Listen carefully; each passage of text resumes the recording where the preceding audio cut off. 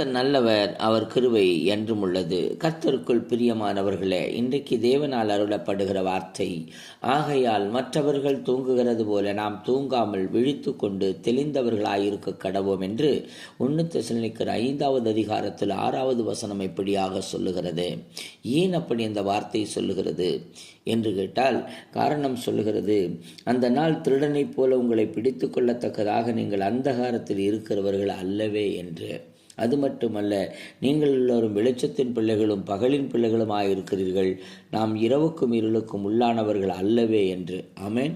நாம் இருளுக்கானவர்கள் அல்ல, வெளிச்சத்தின் பிள்ளைகள். ஆகவே வெளிச்சத்தை தரித்து கொண்டு வெளிச்சத்தின் பிள்ளைகளாய் நடந்து அநேகருக்கு சாட்சிகளாயிருக்க நாம் அழைக்கப்பட்டிருக்கிறோம்.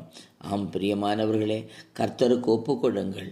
ஆமென், சோத்திரம். ஏனென்றால் நம்மை காக்கிறவர் உறங்குவதும் இல்லை, தூங்குறதும் இல்லை. கர்த்தருக்கு அர்ப்பணியுங்கள். கர்த்தர்களை ஆசீர்வதிப்பாராக.